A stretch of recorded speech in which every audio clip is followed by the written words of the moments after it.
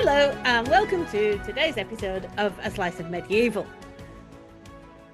Now, today we're going to look at a subject that Derek and I have both skirted around in our own books, but we've never actually spoken about him as a single entity. And that's King Stephen, the man who started the anarchy, the bloke who usurped the throne from Empress Matilda. I'm just letting people know which side I'm on. Totally unbiased. And we decided to go with how successful was King Stephen.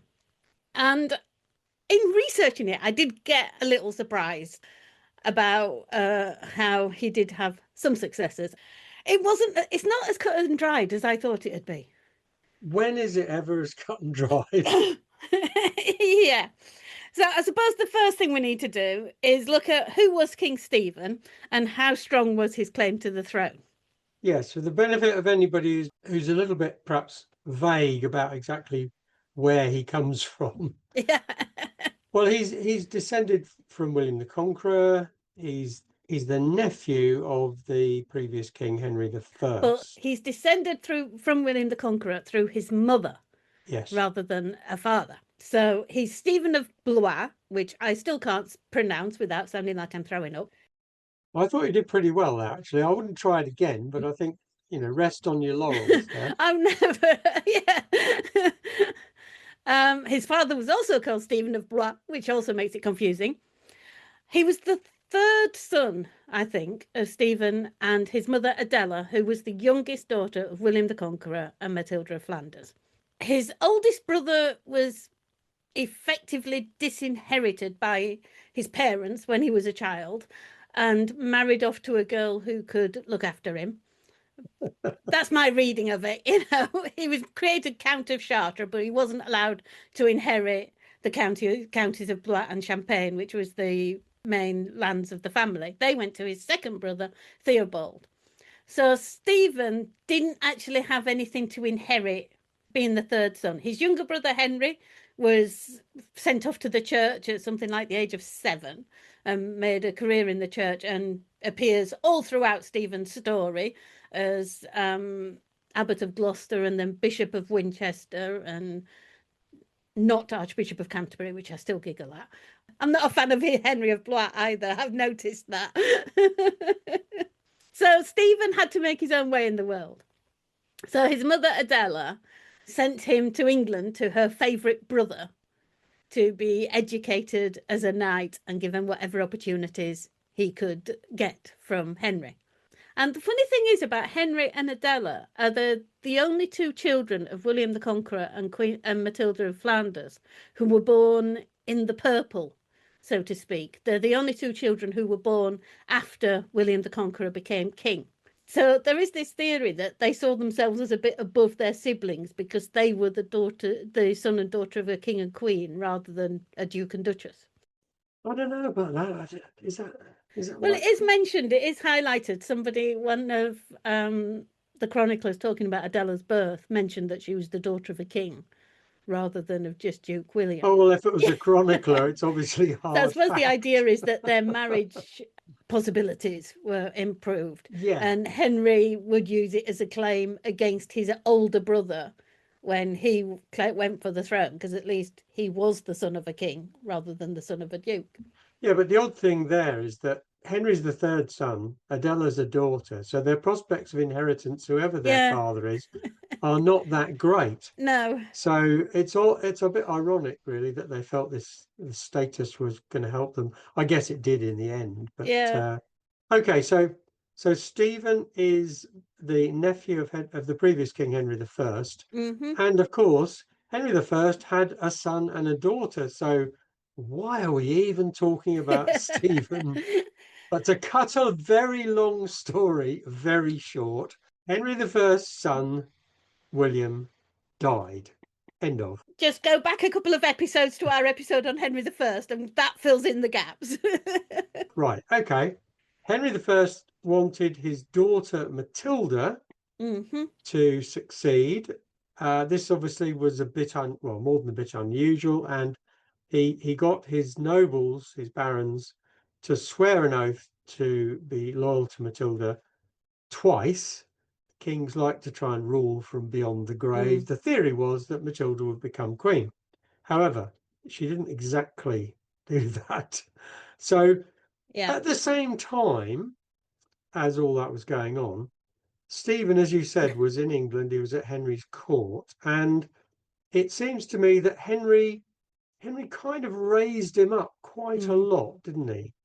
I think he did. I think between William dying in the White Ship in 1120 and Empress Matilda returning to England after her husband's death in 1125, Henry had remarried to try and produce a son, but that wasn't working. So I think in those 5 years, he looked around for an alternative. If Empress Matilda was staying in Germany as the wife of the emperor and then the mother of the next emperor, he needed an heir. So he looked at Stephen and thought, well, he's my sister's son. You know, he does have a claim to the throne, and I can mold him into what I want to be the next king.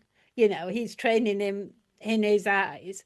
He marries Stephen to the greatest heiress within the region, Matilda of Boulogne. You know, it's a great maritime nation, a very rich maritime nation, and Matilda's the only child, so there's no inheritance argument. Stephen will get the whole of Boulogne.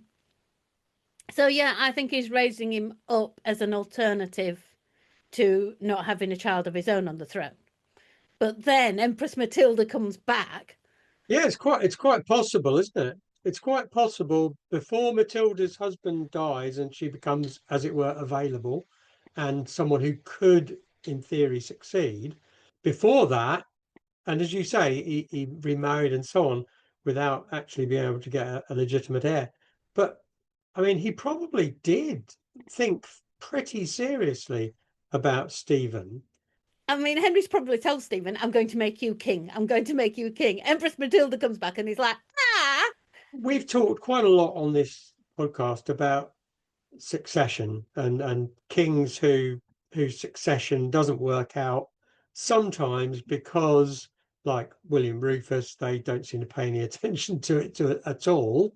But in Henry I's case, it's not that he didn't pay attention to it. He did try to do he tried to tick all the boxes. He tried to remarry to get a male heir.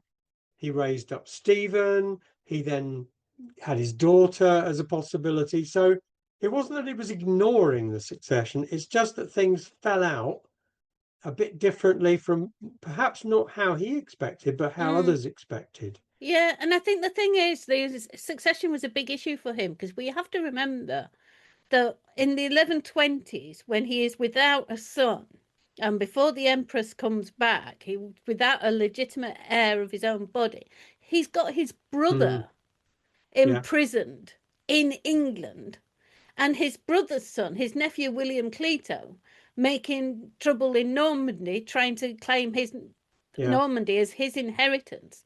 So he has got to make sure that he's got somebody who has a really strong claim to be King of England and Duke of Normandy ahead of Robert and Robert's son William. Yeah. And he really doesn't want Robert or William to get the crown. That is one really obvious thing from Henry I. He is not going to pass the crown back to his brother, who he took it from in the first place. Yeah, I mean, he goes to the whole Matilda thing, he goes to considerable lengths to try and ensure that she succeeds. And one of those is obviously to secure her marriage. But then, the barons are fairly divided, maybe not even divided about the marriage. They don't like his choice of Geoffrey of Anjou. Yeah, although I actually think that they wouldn't have liked his choice of anyone. I don't think there was somebody who they could have married, who she could have married, who the barons would have been happy with. Yeah, but he chose someone who was kind of antagonistic towards the Norman lands, the Norman barons, who sought to gain advantage from Mm, Normandy. Anjou was a rival in a sense. yeah, but then so was Yeah, everywhere. but I mean, if you were a baron, Like I right, say, and it's you said, right, okay, we're okay with Matilda as long as, her husband mm, meets all the requirements. And Henry said, well, I'm going to marry her to him. But obviously not him, yeah, mm, anybody else. So I mean, I think that yeah, was a factor in casting. I wouldn't say it made a big difference, but it mm, cast doubt, I think, on Matilda's succession. yeah. And I think they were scared that Geoffrey would want everything, and what they didn't realise is that Geoffrey had no interest in England whatsoever. It was only Normandy he was ever bothered No, about. no, not at any point really. Even years later. So the other thing that always surprises me is that Hmm. here we are, we're talking about Henry's nephew Stephen, and we're talking about Henry's daughter. But when Henry died, it was neither of those that the Norman barons were looking at as a potential successor. They actually chose Stephen's elder brother Theobald Yeah. as their sort of the successor. So it's kind of a three-way thing, except Theobald's often forgotten. Mm, But I think that the important thing is at the time, how did people see it? I mean, with hindsight, it's obviously Stephen becomes king, then there's the yeah. anarchy and so on. But at the time, it couldn't have been very clear cut at all No, because, it wasn't. it was just confused, wasn't And I it? think what was interesting was when I was researching this yesterday and looking into it, I think both David Crouch in his book on King Stephen and Edmund King both talked about Stephen's accession as an election. Hmm. He actually courted the people in England. He did act quickly. He probably heard within a week that Henry was dead. Sounds like he had a boat ready and waiting. And as soon as he heard he was dead, that was it. He hopped on a ship, got over to England, uh, visited Dover, Canterbury, Winchester, London, courted the people in each area, and the nobles who were present in Winchester. We say Winchester and London because in the 12th century, it was still very much Winchester was the old capital, London was the new capital, but they were both significantly important cities. The kings had to Yeah. Yeah. take both of them. You couldn't just say, no, he went to London and that was it. He had to court Winchester and London as the two administrative areas. And each time they're talking about him being elected by the people there as king. At the same time, you've got Theobald in negotiations in Normandy with Robert of Gloucester.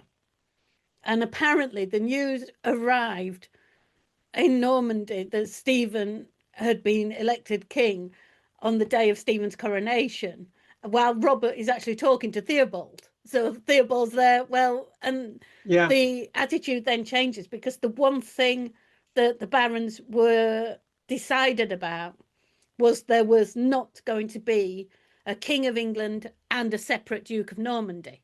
Yeah.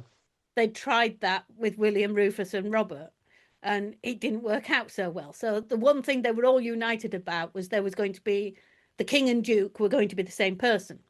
And the reason for that was that a lot of them held lands in both Normandy Yes. and England. Therefore, to have two different sovereigns or two different overlords was not only impractical, it was also particularly annoying and potentially very dangerous for their land holdings. Yeah, it was also technically impossible. You couldn't have two lords. Mm, If you have lands in England and lands in Normandy, you're swearing fealty to the King of England and the Duke of Normandy for all your lands. Now, if the King of England and the Duke of Normandy are different people, then you're swearing to both of them that you will come to bring arms and men fighting men if they go to war. Now, if they go to war against each other, you can't do it, can you? I think it's okay. The circumstances in which it's okay is if, say, the Duke of Normandy has done fealty to the King of England, Yeah, in which case your you owe your overall fealty boss is to. still the same. Yeah, It's if you've got somebody else that he's doing fealty to. but that's it. The Duke of Normandy does fealty to the King of France, not the King of That's England. right. Yeah. So Yeah. It gets very it complicated though. does. Yeah. Anyway, so let's not dwell on that too much. Now, if we go back to Matilda just for a minute, because we have not spent too much time on Matilda, but all of this is going on, and Matilda has been in no rush because Matilda is quietly assuming that she's going to succeed. Yes. And whilst she's quietly assuming that, Stephen does succeed to the throne and is crowned, anointed king, and so on. So she then has obviously a decision to make, which we'll come to. I'm sure we've been there, and I'm sure we'll go back there again. And to be fair to Matilda, all these barons who elected Stephen and Stephen himself had sworn an oath to guarantee Matilda's succession. Yeah. So she would have been in Anjou. She's just had a baby and she's pregnant again. And she's thinking she has to make a move. She's just heard her dad's died as well. She has to make a move, but she knows that she's got time because everybody's sworn. So she's probably sat in Anjou waiting for people to come to her. Yeah. To swear fealty to her as their new ruler. In the meantime, Stephen's stolen a march on her and got himself crowned king before she even knows that there's an alternative claimant to the throne. Although she probably knew Stephen was envious of her position, I would have thought. Yeah, I mean, I'm not sure envious is the right word. I mean, it's complicated with hindsight to try and, as I said, to produce clarity in a situation that probably wasn't really very clear at all. In fact, certainly wasn't very clear at all. Okay, so he's the anointed king. Once you're the anointed king, you've obviously got the seal of approval from God.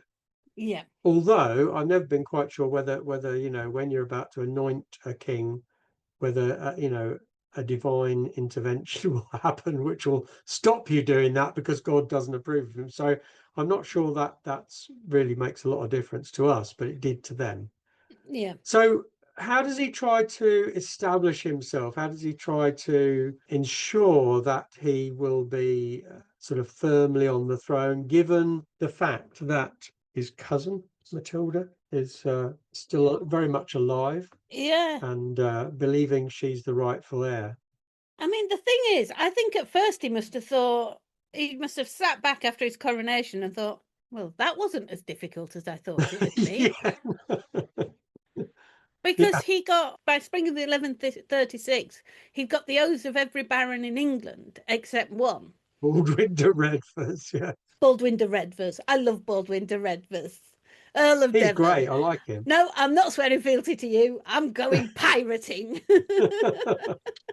Yeah. So the thing is, I mean, it's a little bit, a little bit Monty Python in a way, as you say. Stephen's sitting there thinking, well, that's okay. Everything's gone absolutely perfectly.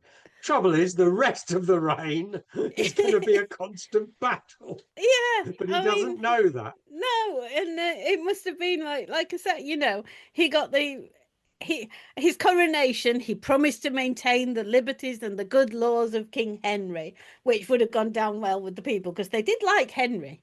Yeah, well, they always liked kings after they were dead. Yeah. They weren't so popular otherwise. And like I said, the election thing, he'd been chosen both by the people and by the clergy. So he saw. When you say the people, you mean the half dozen nobles who happen to be in Winchester. The very small electorate, shall we say? Yeah, I mean the nobles who were in Winchester in London, but the people. It's a fraction of an extremely small electorate. Yeah, and even Empress Matilda's brother, Robert Earl of Gloucester, the eldest illegitimate child of King Henry I, one of the most senior barons in England and Normandy. He was seen as on a par with King Stephen when when they were taking their oaths to Empress Matilda in 1126. They had a little tit for tat over who had precedence. So he was one of the senior barons, one everyone looked up to. He seems to have been really well admired by practically everyone. And he swore fealty to Stephen. So once he did it, everybody else would have been like, well, if Robert of Gloucester's going to do it, then why should anybody else not? Well, except Baldwin de Redvers. That is a conundrum, really. That whole point has been argued many times, both at the time, I think, and in the centuries since. It's a Baldric question, isn't it? Why? How did the war start? I mean, Yeah. why?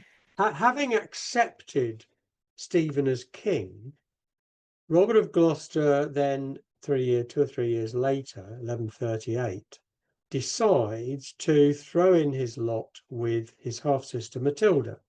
So, just briefly, shall we just consider why Robert changed his mind? Because obviously, in Mm, terms of Stephen's reign, it's probably the most important event in the first half of the reign. Because if it's Robert of Gloucester stays on side with Stephen, there is no anarchy. yes, Matilda is definitely. not going to be able, even if she wants to press her claim, it will be impossible. Yeah.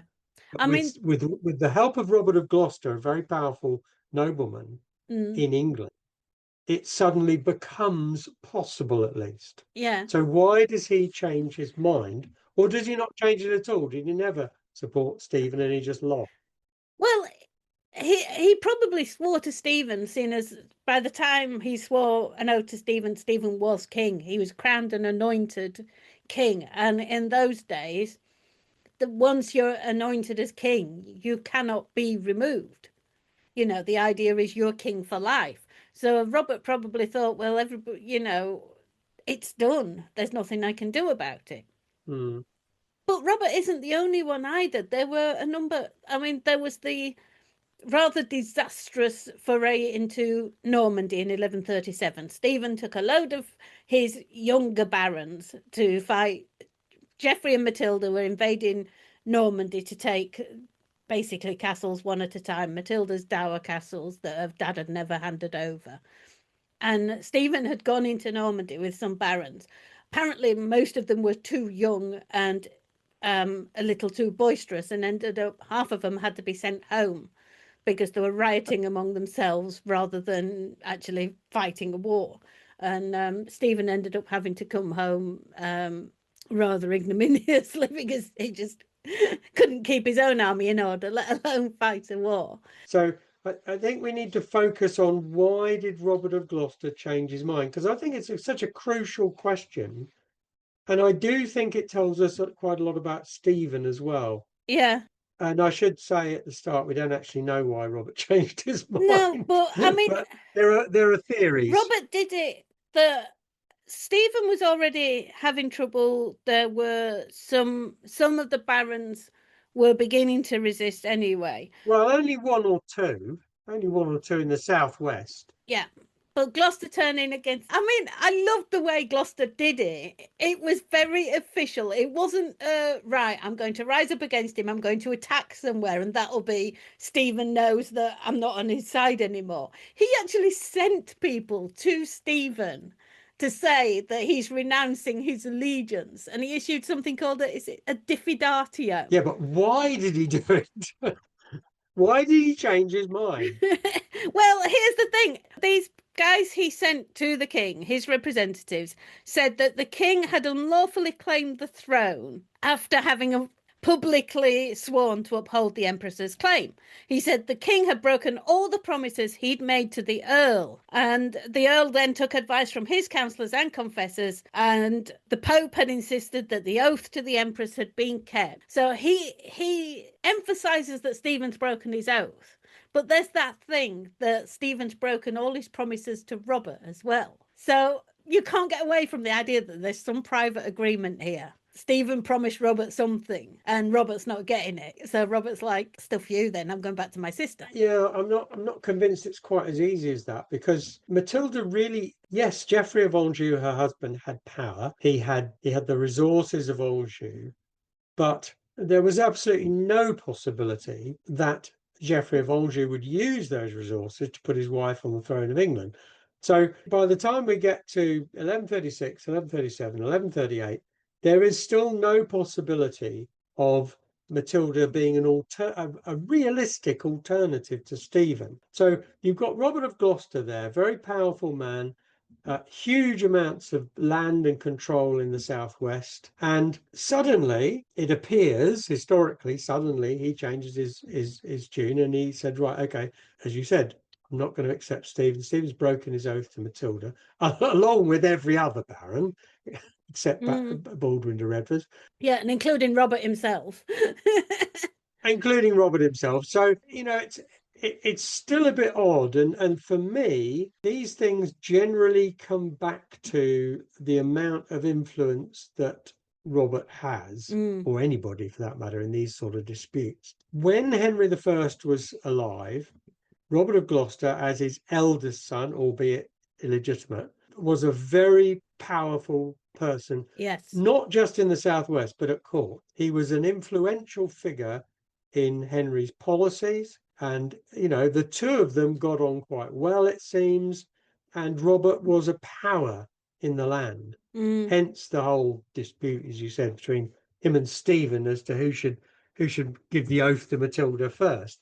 And it seems to me there's a bit of rivalry there.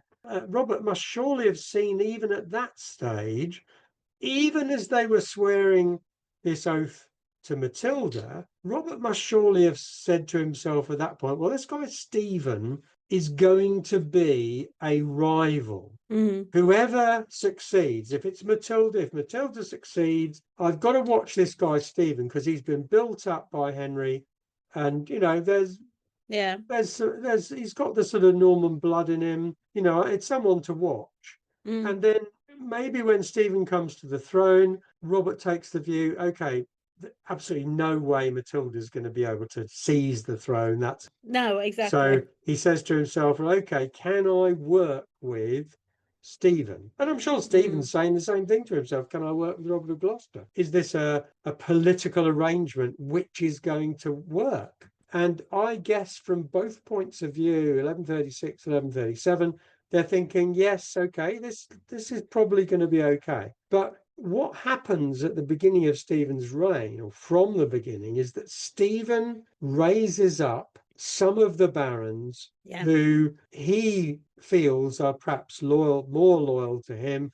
If he raises them up, they'll be even more loyal because they depend on him for their power and influence. And in particular, I always come back to the Beaumont twins, who become a lot more influential in policy. Now, there are many parallels in the Middle Ages that we've talked about, the Earl of Warwick in Edward IV's reign and so on.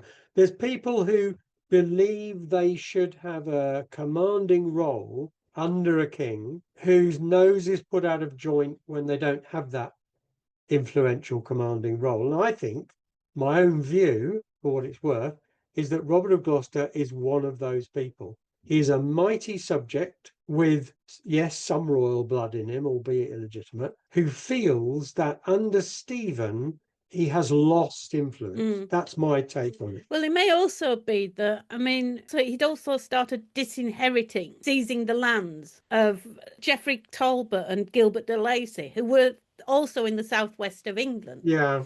Then Robert might have seen it as something that might happen to him eventually. If Stephen's disinheriting those who he sees as a threat to himself and seizing their lands, then how long is it going to be before Stephen sees Robert as his biggest threat and seizes Robert's lands? Yeah. And when Robert did issue this diffidatio, one of the threats Stephen made was, I will disinherit you and your family. Yeah, but the diffidatio is after the event. And I think the diffidatio is issued Robert having already made a decision. And I'm always concerned with how and why they come to the decision rather than the means by which they convey that decision. Now, there are a couple of other things going on in that period, 1136 to 38. There's rebellion in Wales, and Robert is involved in crushing that, partly because of his power base in the southwest, so he's in that area. He's got men and resources there. So he he plays quite a leading role in suppressing that revolt. And I just wonder whether, again, he feels that his effort, resources, loss of resources, money that he's put into doing that isn't sufficiently appreciated by Stephen. That's the kind of thing that often turns nobles against their ruler, not feeling, well, I've done this and you've not rewarded me for it, or you've not seemed to appreciate it. Or seeing others rewarded for who've done for less. doing nothing. Yeah. Now, there is a rumour as well, spread by one of the chroniclers probably, that there was an attempt to ambush Robert. As far as I can understand it, there is no real evidence that happened. It's often cited as a reason why Stephen and Robert fell out, that Stephen had sort of organised this attempted ambush in Normandy, I think, and that Robert sort of felt that he wasn't trusted anymore, and therefore he had to take action. But it is kind of a rumour. It's a story. We've now got no evidence to support it, whether there ever was or whether it was just made up. Who was the chronicler? Was it I think Malmesbury? so, yeah. Who's well known for his fiction. So I think it probably was. He was also financed by Robert of Gloucester, wasn't he, or something? Exactly, yes. Well, that's the other factor, isn't it? You've got these apologists on both sides. So he may have actually known about such a thing, but he may also make it up to excuse Robert going back on his oath. You just don't know. True. Well, I mean, I think that obviously the bottom line is he does change his mind. He changes his allegiance, and he declares for his half sister Matilda. And really, that is the moment at which Stephen's reign fundamentally changes. I mean, it becomes a civil war of sorts over time. I mean, it's off and on a bit, but it's still a condition of the reign that wasn't there before 1138. And that's the other thing we have to point out. Stephen reigned from 1135 to 1154. And most of the time, whenever you see it written down, the entirety of Stephen's reign is the anarchy. As far as anybody's concerned, it's like, no, the war started in 1135. It didn't. The first engagement was Bath, sorry. Yorkshire lass, it's Bath, in 1138. Yeah. And it was more or less over by 1148, but with some spats when Henry of Anjou decided to press his advantages. And I have to admit, I'm guilty of it myself. I'm always calling it 19 years of warfare, when it isn't actually. I think Crouch says there were about 8 years of warfare in the 19-year reign. Yeah. I don't think there's much doubt it was a time of considerable uncertainty. And if, in the case of, there's a point at which Stephen is defeated and captured. There's a point at which Robert of Gloucester is captured. The two are eventually swapped. Yeah. I mean, there's a lot going on. But for me, I think, without dwelling again too much on the anarchy, which is a kind of magnet, it seems to me there's 2 phases to it. The first phase is Robert of Gloucester and Matilda. And then Robert of Gloucester dies, 1147, 48, something like that? He dies in 1147. Matilda goes home in 1148. Yeah. And then the later stage of it is when her son Henry of Anjou begins to exert actual influence over what's going on. Because in that early phase, he was a boy. He was around sometimes. He was brought over to England, but he wasn't a factor. But in those last 6 years, Henry was beginning to become a force, a personal force, a political force, not really a military force of much value, to be honest. Well, no, I mean, there's that great story, isn't there? He hires some mercenaries to invade England, comes over to England, doesn't manage to achieve a lot, needs to go home, asks his mum to send him money to pay off his mercenaries. She says, no, you got yourself into this mess, you get yourself out of it. Asks Uncle Robert. Robert says, no, his mum said I can't help you, so I'm not helping you. So goes to Stephen and says, look, I want to go home. I've got these mercenaries. I can cause trouble, carry on causing trouble in England, or you can help me pay off the mercenaries and I'll go home. Obvious move, really. it shows very much Henry's character in that he is actually strong enough and confident enough to go to the bloke he's actually fighting against to get money to go home. Well, since we've been talking about the anarchy, let's sort of tie up that whole political, even though it moves us through the reign. Let's just deal with that first, and then we can go and talk about Stephen's kingship and other aspects. The dispute, or the war, if you like, is settled in 1153 Yeah. with what's known as the Treaty of Winchester. It's the end of 1153. And this is a treaty between Stephen, well, it's a kind of accord between Stephen and Henry. They are actually together at times. Yeah. It's not all negotiated by in-betweens. They have a personal discussion about it, if that's the right word. Fundamentally, they agree that Stephen not only will remain king, but has always been king. Henry accepts Stephen is the rightful king in this agreement. And the tit for tat there is, in return for Henry accepting Stephen is and has been the rightful king, Stephen will adopt him as his heir and forego any other heirs he has succeeding to the throne. So when Stephen dies, Henry will become king. And the line of succession will follow Henry's descendants rather than Stephen's. So that's the basic agreement agreed at Winchester in November 1153. And it's a pretty sort of cataclysmic agreement. But again, I think it's one of those things that with hindsight appears a lot more permanent than it did at the time. Yeah, the treaty is made at the end of 1153, and then Stephen dies in, is it October 1154? I think so, yes. I think if Stephen hadn't died so soon after the treaty, I think it might have been a whole new story. I think the fact that he did die so soon after it actually helped Henry. Well, the other thing that helped Henry is that he was very ill and didn't die at almost the same time. So, hindsight's a wonderful thing. But I mean, Henry could have died before Stephen. Nothing was certain. No, and Stephen, I mean, a lot of the time when you read about this, it's like, well, Stephen didn't have a son. His son Eustace had died earlier in 1153. Stephen had another son, William, who was about a year or two younger than Henry. And had this treaty had to survive a further 10 years, William might have been able to build up his own power base to challenge for the crown. But because he was a couple of years younger than Henry was 18 when he became King of England. He was still a very young man. But he was an experienced soldier already.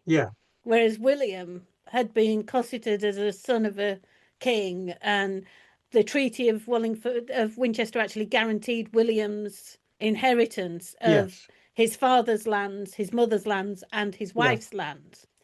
Yeah, I mean, I don't know which book I was looking at, but one of them definitely said that he seemed happy to accept. Henry was on his way back to Dover to go back to Normandy when he was almost ambushed by some Flemish mercenaries that William had hired. Unfortunately, William fell off his horse and broke his leg before the ambush could actually be executed. When was that event? It was shortly after the Treaty of Winchester. It was when Henry was still in England. Oh, right, okay. And Henry then just got on the boat back to Normandy and waited in Normandy for Stephen to die, basically. But he didn't come back to England until after Stephen was dead. I mean, the other thing is that if we go back to the treaty again and why it even happened, because why it happened, I think, is almost one of the most important aspects of the reign. Because the barons had already made private agreements with Henry not to fight him. And individual barons had made agreements with each other not to be involved in any fighting. Because they were fed up with it. Yeah, and some of them have got so fed up with the anarchy in 1147, they went on crusade. Yeah. Half the barons left England and went on crusades to Portugal and the Holy Land. And, they joined the Second Crusade. So I make light of it, but I think that just shows how they didn't want to fight each Yeah. other.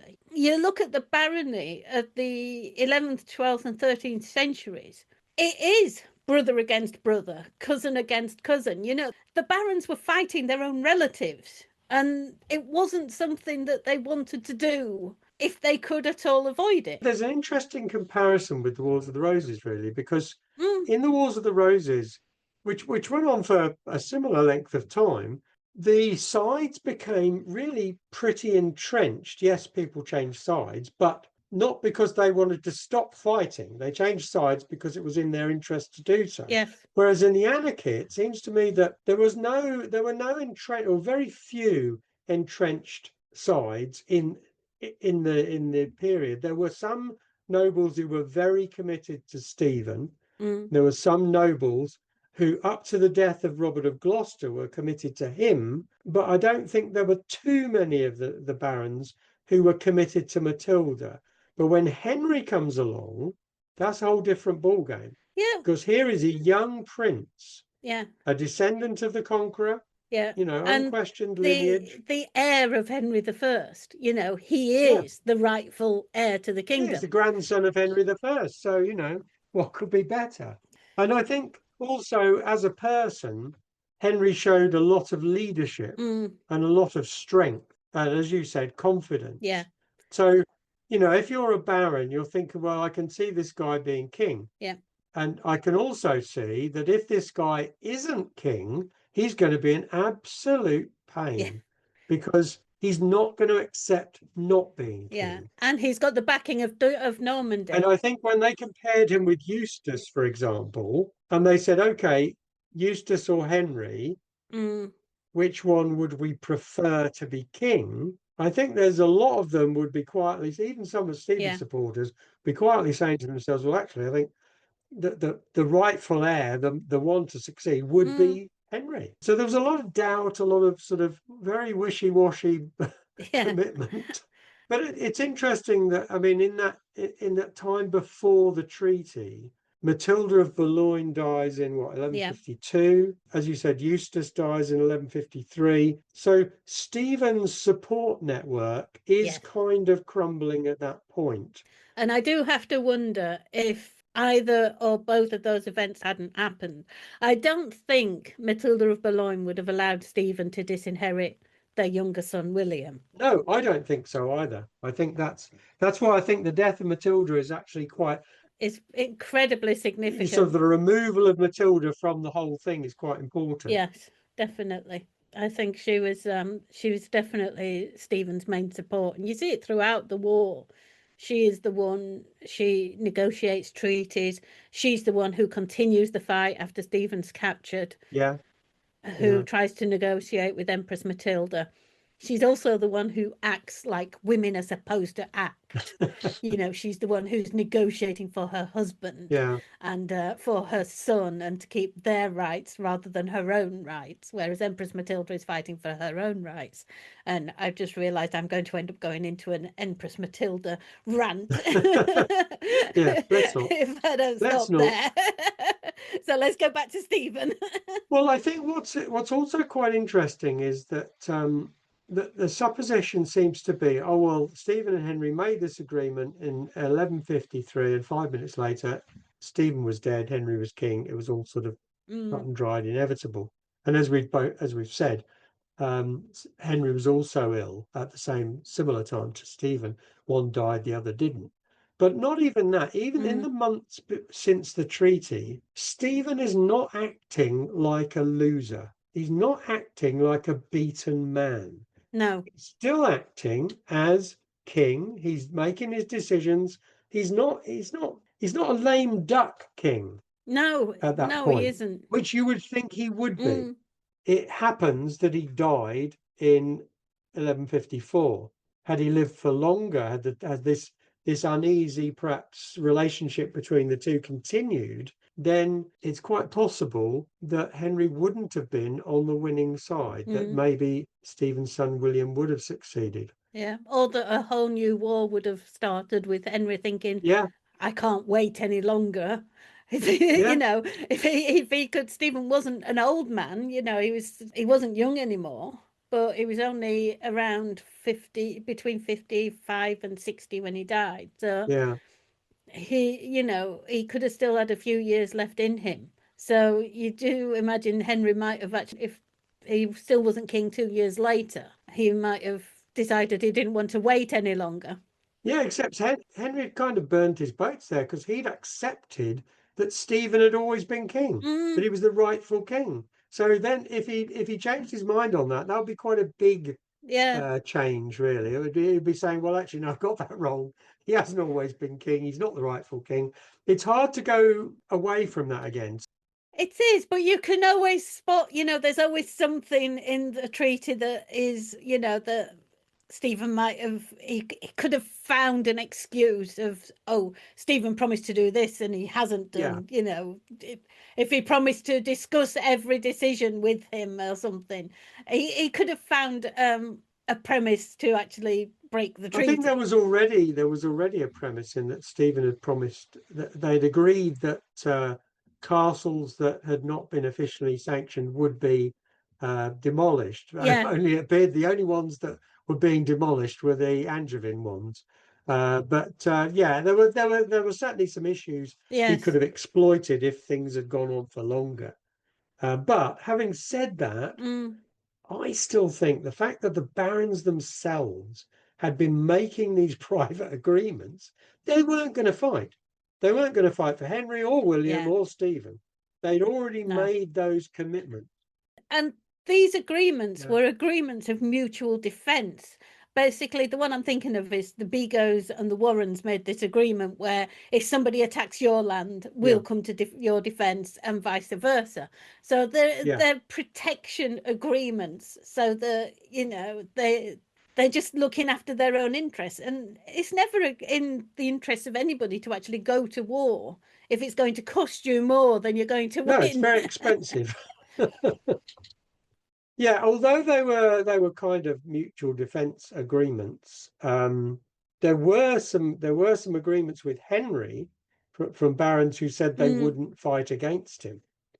And also, although they were mutually defensive agreements, that effectively stopped yeah.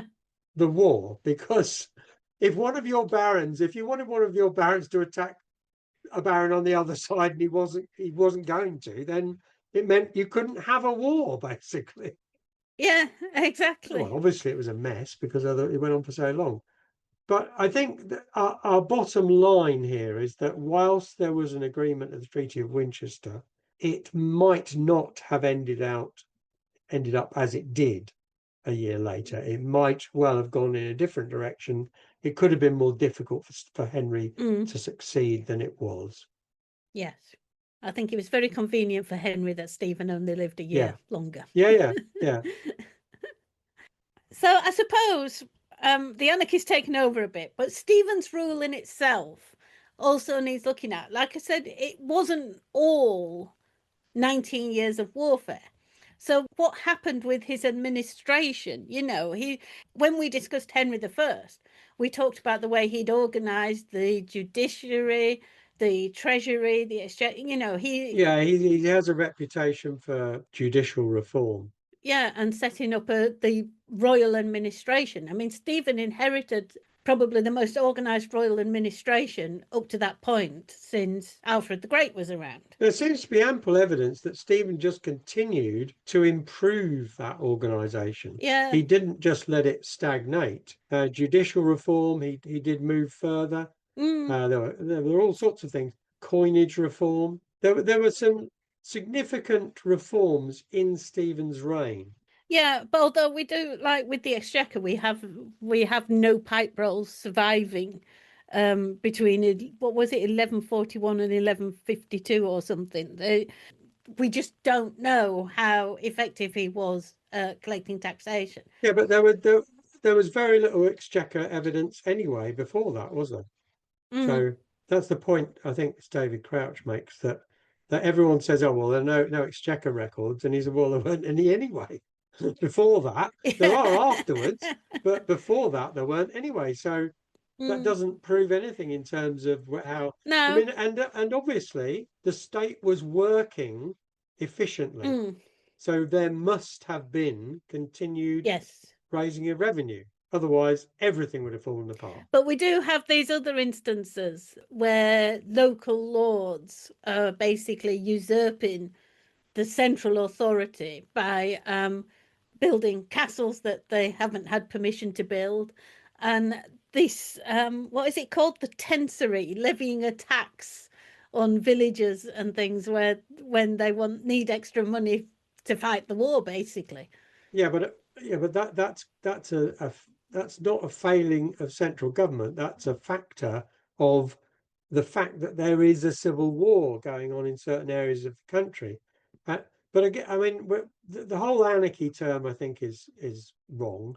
It's not anarchic for a lot of the country. It's not anarchic for the southeast at all. Mm. Yes, there are the areas where the war takes place, the southwest, East Anglia, and so on.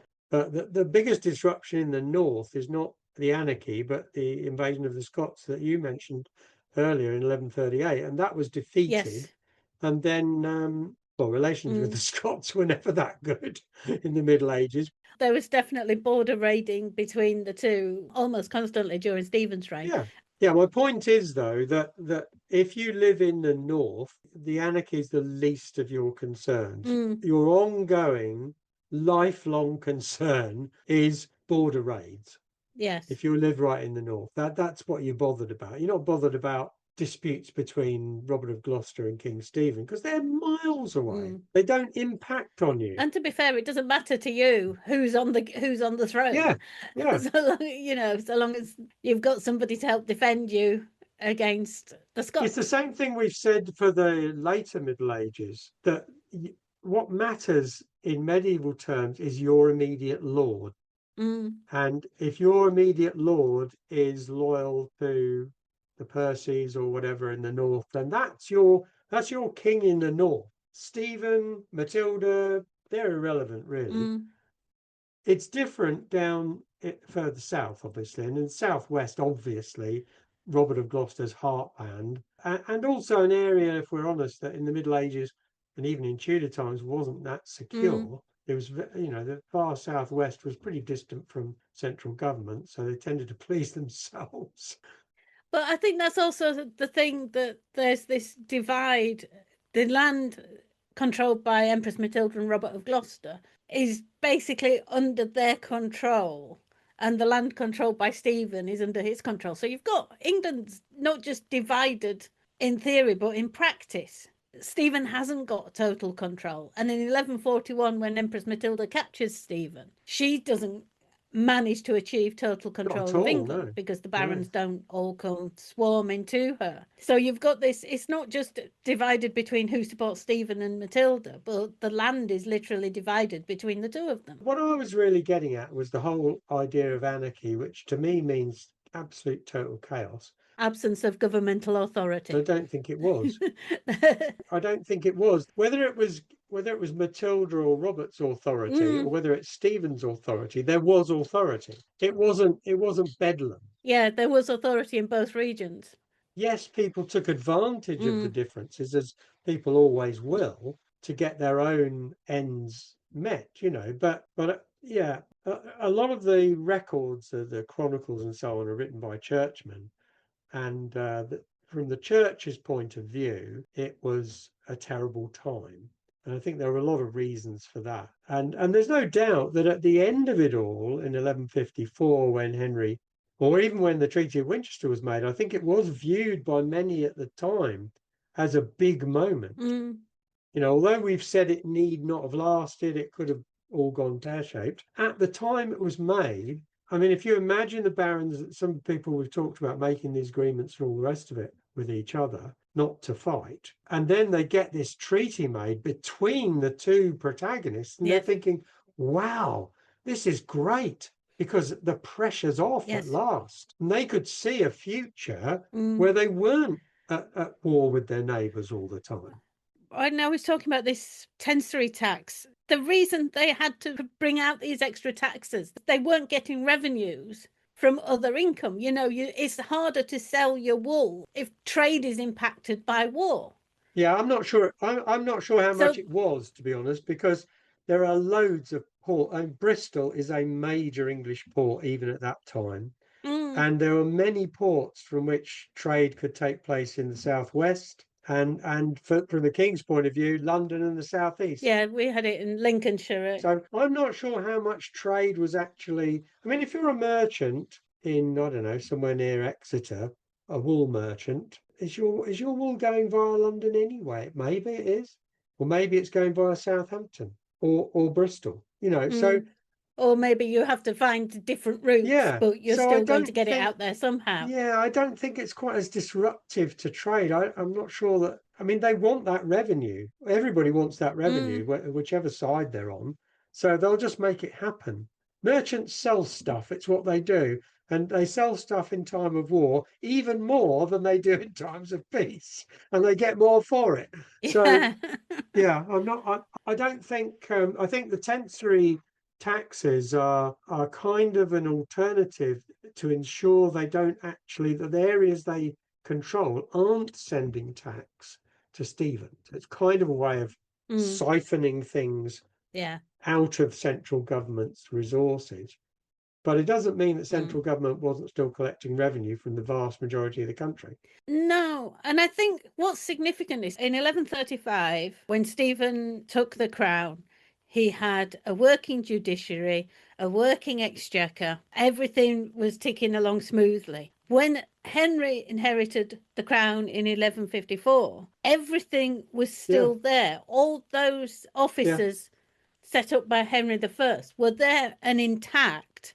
They'd survived. If we're looking at whether or not Stephen was successful as a ruler, he didn't pass on anything worse than it was when he'd inherited it in 1135. It was still there, still a working governmental system. He hadn't stopped it from working, notwithstanding the problems of bits of the country not being under his control.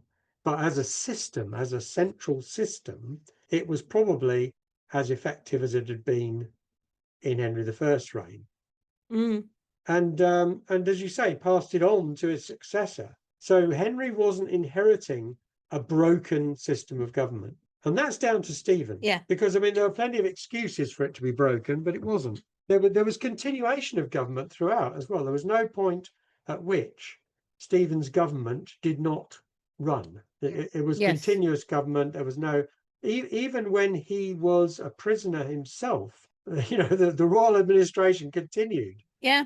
So, I mean, all of that, I think, is a plus for Stephen. I think you could also argue that the fact that he made the Treaty of Winchester at all shows a degree of statesmanship.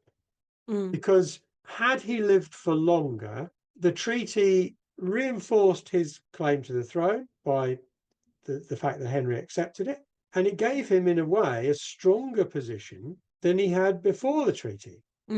So, I think it showed a lot of statesmanship, and he had to give something. Yeah. And he had to give something big to get Henry's concession. And so he gave him the future. That was what he gave him in return. But the present was then assured. So he was sort of kind of mortgaging the future to keep the present intact. And the present was what everybody was worried about. Yeah. If you're a baron, you're not worried about what happens in 3 years' time. You're worried about what's actually happening now and what's likely to happen for the next few months. So I think he showed some statesmanship there. I think a weak king would not have made that treaty. No, I totally agree. A weak king would have tried to cling on to power and reject any possibility of compromise. And left the war to carry on and carry on and carry on into the next generation. Yeah. So I think he deserves a bit of credit for that. And as I said, well, as we've said, the government continued. The other thing that happened during this so-called anarchy is that there was consistently church rebuilding and repair going on. This anarchy that the monks would have us believe, ripping out their churches right, left, and centre.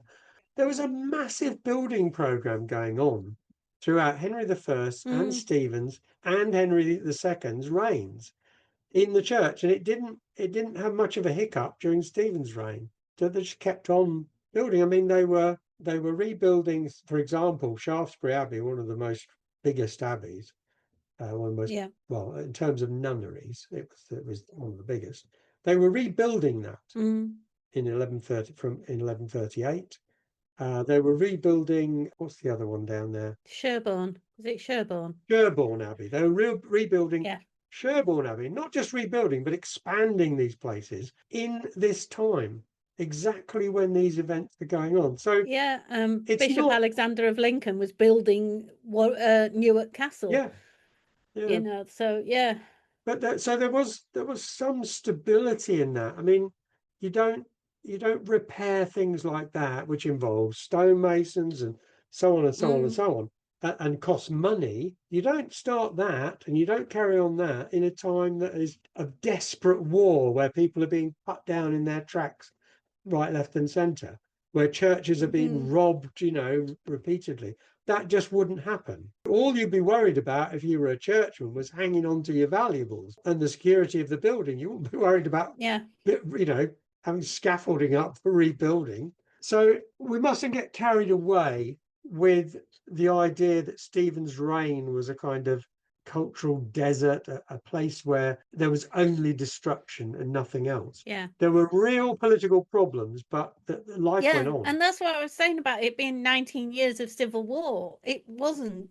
There were long Mm. periods of peace between, especially after 1147, 1148. Every now and then Henry had come over and have a bit of a spat and then go home, just to remind Stephen that he was there and that he could, until he came over in 1152, 53 and started making progress in the West. Yeah, I mean, the other thing is, and it's true of the Wars of the Roses as well, is that there aren't really any battle No. lines here.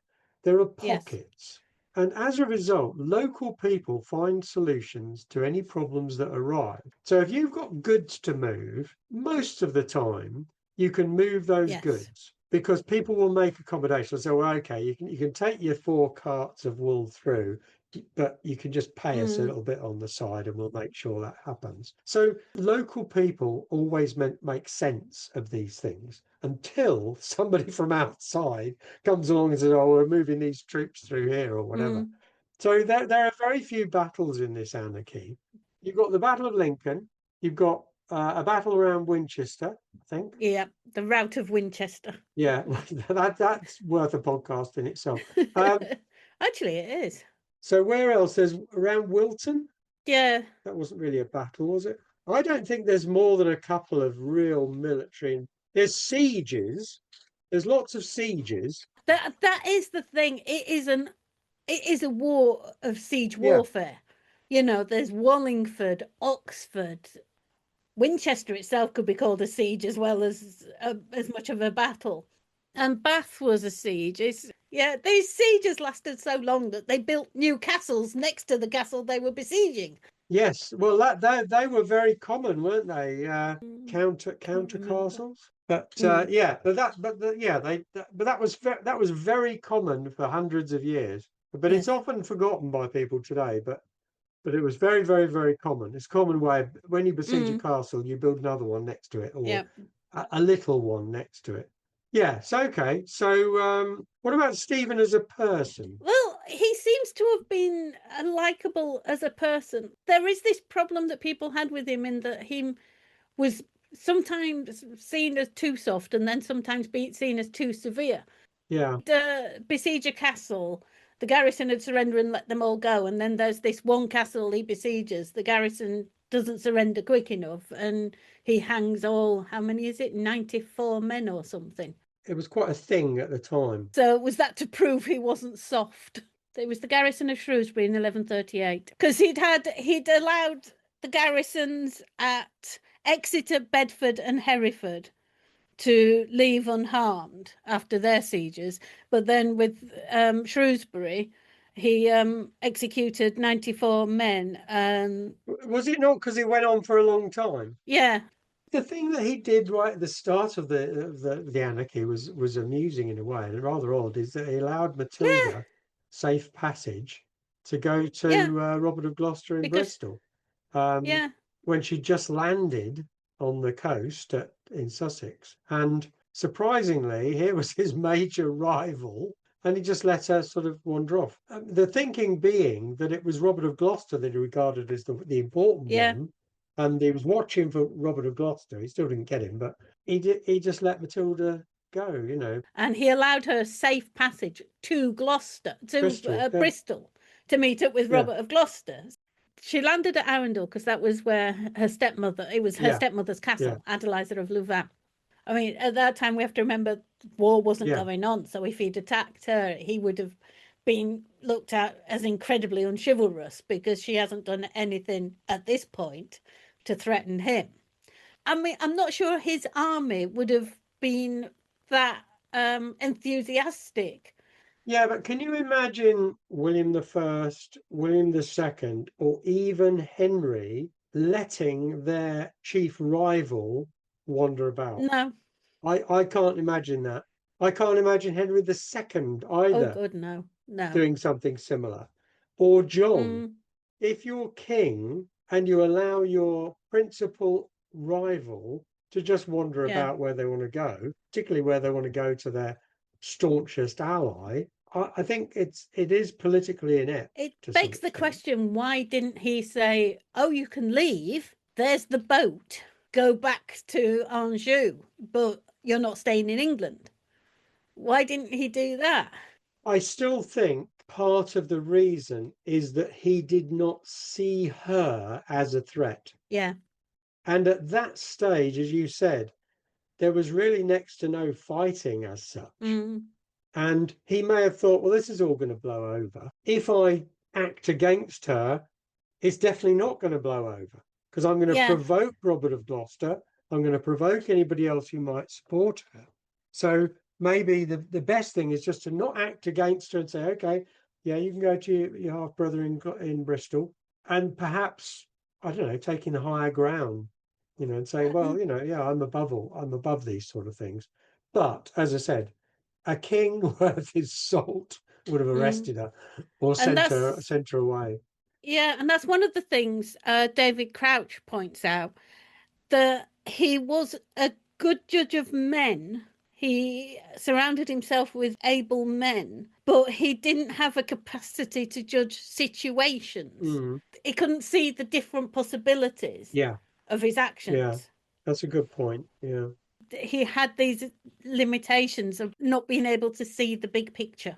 Yeah, I mean, he dealt with London a lot more effectively than Matilda did when she had the opportunity, because he gave London Mm, a degree of independence and was rewarded by considerable loyalty in yeah. London. Whereas Matilda didn't quite see that, perhaps because of her inexperience in dealing with London itself. But also, I think he was chivalrous, he was merciful, Mm, but maybe a king should be a bit more ruthless than he was. mm, And I think if he'd been more ruthless early on, then probably the anarchy would not have been, certainly not turned out as it did. yes.